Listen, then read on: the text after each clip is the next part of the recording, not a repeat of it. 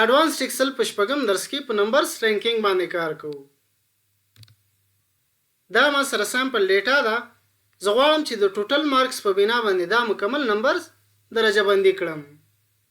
نو هر هغه څوک چې هغه 2000 یا 2000 نه لاندې ورژنز ایکسل استعمالوي هغه به د رینک فنکشن استعمال کړي، او څوک چې 2010 یا 2010 نه پورته ورژنز ایکسل استعمالوي هغه کولی شي د رینک فنکشن پر ځای ورته د رینک ایکویلنت فنکشن استعمال کړي. ما سره ایکسل 2009 نسته، نو په دې سیل کې ورته هم چې مساوي رینک ډاټ ایکویلنت فنکشن راخلم. په نمبر کې به ورته دا نمبر انتخاب کړم، کومه ورکوم، او په ریفرنس کې ورته دا مکمل اری انتخابوم. F4 بټن پسې کېکاږم چې لاک شي.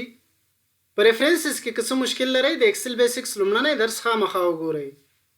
کومه ورکوم. په آرډر ارګومنټ کې که چیرته ډسسنډینګ ورته انتخاب کړم نو بیا به په دې عددونو کې تر ټولو لوی عدد په لومړۍ درجه بندي کې راځي، او که چیرته ورته ډسسنډینګ انتخاب کړم بیا به د دې عددونو تر ټولو کوچنی عدد په لومړۍ درجه بندۍ کې راځي. زه هم چې نه لوی عدد د لومړی راشي ډسسنډینګ ورته انتخابوم، قوس بند انټر. وایي چې دا نمبر په دې مکمل لیست کې څلورم لوی نمبر ده. دا سیل که زه انتخاب کړم او تر دې اخره ډرای کړم، ګورئ د دې عدد دپاره راته په رینک کې یو راکه ځکه دا تر ټولو لوی عدد ده، او د دې دواړو عددونو لپاره راته په رینک کې 2 راکړه ځکه د رینک او رینک ډاټ ایکویلنت فنکشنز داسې کار کوي چې که چیرته 2 عدد په یو رینکینګ کې راشي نو هغه وروستني عدد ته هم ټاپ رینکینګ ورکوي. ګورئ د دې عدد دپاره راته په رینک کې 2 راکړي دي، او د دې عدد دپاره د دې پر ځای چې 3 راواخلي هماغه ټاپ رینکینګ یې راخیستې ده او د 3 عدد یې بیخي سکیپ کړی ده. ګورئ دریم رینکینګ په دې مکمل لیست کې هیڅ شتون نه لري. همدا شان ګورئ څلورم یې راته راخیستې ده، پنځم یې هم راخیستې ده، شپږم رینکینګ یې بیا 2 ځله راخیستې ده، او اووم رینکینګ یې بیا سکیپ کړی ده. همدا شان اتم رینکینګ یې بیا 2 ځله راخیستې ده، نهم یې بیا سکیپ کړی ده، لسم رینکینګ یې راخیستی او 11 رینکینګ یې راخیستی ده. د رینک ډاټ ایوریج فنکشن داسې کار کوي چې که چیرته 2 عدد په یو رینکینګ باندې پیدا کړي نو د هغو دواړو عددو د رینک اوسط به درته د نتیجې په شکل درکوي. په دې سیل کې ورته وایم چې مساوي رینک ډاټ ایوریج فنکشن راخلم. په نمبر کې به ورته دا نمبر انتخاب کړم، کومه ورکوم. په ریفرنس ارګومنټ کې به ورته دا مکمل رینج انتخاب کړم، F4 بټن پسې کېکاږم چې لاک شي، کومه ورکوم. او په آرډر ارګومنټ کې ورته وایم چې ډسسنډینګ سورټ یې راکړه، قوس بند انټر. ګورئ دلته یې هم راته 4 راکړه، خو دا سیل که زه انتخاب کړم او تر اخره یې ډریګ کړم ګورئ دلته یې راته د 2 پر ځای 2.15 راواخیسته ځکه دا عدد په 2هم رینکینګ باندې راځي او دا عدد په 3م رینکینګ باندې. نو د 2 او 3 اوسط چې راوباسو همدا 2.15 کېږي. همدغه شان دا عدد په 8م رینکینګ باندې راځي او دا نمبر په 9م رینکینګ باندې.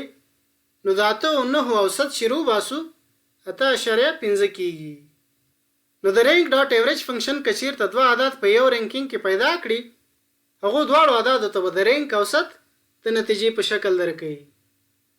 د رینک ډاټ ایکیو او رینک ډاټ ایوریج فنکشنز دواړه یو څه عدد سکیپ کوي، خو که زه وغواړم چې یو عدد دې هم نه سکیپ کوي اگر چې ډوپلیکیټ ویلیوز یې پکې نو په دې سیل کې ورته وایم چې مساوي د سم پروډکټ فنکشن راخلم.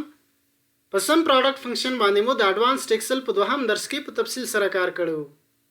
قوس شروع ورته وایم چې که چیرته دا نمبر کم یا مساوي شي له دې ارې سره F4 بټن پسې کېکاږم چې لاک شي، قوس بند. دا ارې به په داسې شکل کار کوي چې که چیرته دا نمبر په دې مکمل لیست کې موجود وي بیا به راته ټرو راکوي، او که موجود نه و بیا به راته د فالس ویلیو راکوي.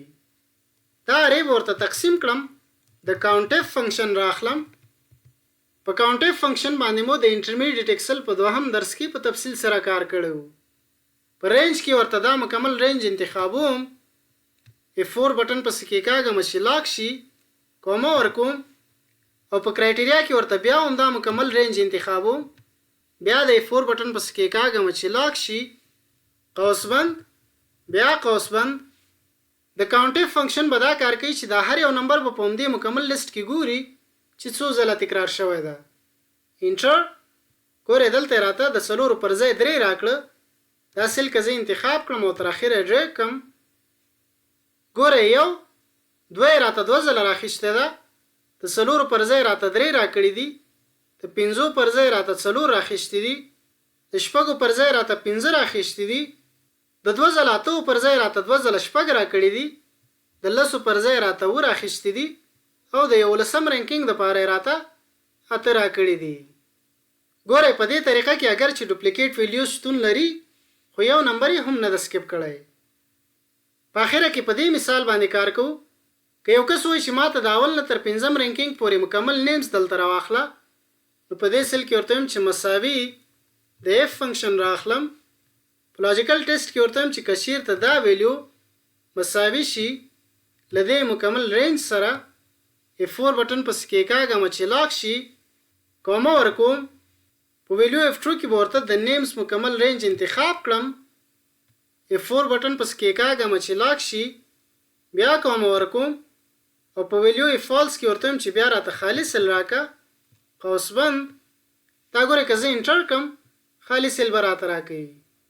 خو که چېرته په همدې سل کې یو ډبل کلیک کړم، دا مکمل فنکشن ورته انتخاب کړم، د F9 بټن پسې کېکاږم، ګورئ نورې مکمل خالي سلز راخیستې دي خو د لومړني رینکینګ دپاره راته همدغه نیم راخیستی ده. کنټرول زیډ. خو زه غواړم چې که چېرته په یو رینګ کې له یو نه زیات نیمز هم موجود وي، هغه مکمل نیمز دې راته دلته راکړي. نو د اف فنکشن نه مخکې ورته د ټیکسټ جوین فنکشن راخلم. د ټیکسټ جوین فنکشن له 2019 ایکسل سره راغلی ده چې کولی شي له مختلف سیلز نه ویلیوز راواخلي او په یو سیل کې ځای پر ځای کړي. په ډیلیمیټر کې ورته وایم چې ډبل کوټیشنز کومه ورکوم، بیا ډبل کوټیشنز کومه. په اګنور امپټي آرګومنټ کې ورته وایم چې خالي سیلز راته مه رااخله، نو ټرو ورته انتخابوم، کومه ورکوم او په ټیکس 1 آرګومنټ کې ورته همدا د اف فنکشن ورکوم. په اخره کې ورته وایم چې قوس بند. ګورئ که انټر پسې کېکاږم بیا به راته خالي سل راکوي. په همدې سل کې یو ډبل کلیک کوم او د صرف انټر پر ځای د کنټرول شفټ او انټر بټن یې کېکاږم. ګورئ هماغه نیم یې راته راواخیسته. دا سل ورته تر اخره ډریګ کوم. ګورئ د 2م رینکینګ دپاره یې راته 2 نیمز راواخیسته. دلته که وګورو په 2م رینکینګ کې ما سره همدا 2 نیمز موجود دي او همدغه شانې د 5م رینکینګ دپاره هم 2 نیمز راخیستې دي. دلته که وګورو په 5م رینکینګ کې ما سره همدا 2 نیمز موجود دي. د نمبرز رینکینګ باره کې همدومره وو. که ویډیو مو خوښه شوې ویډیو د سره لایک کړئ، ملګرو سره یې شریک کړئ او د آینده درسونو لپاره چینل سبسکرایب کړئ. ډېره زیاته مننه.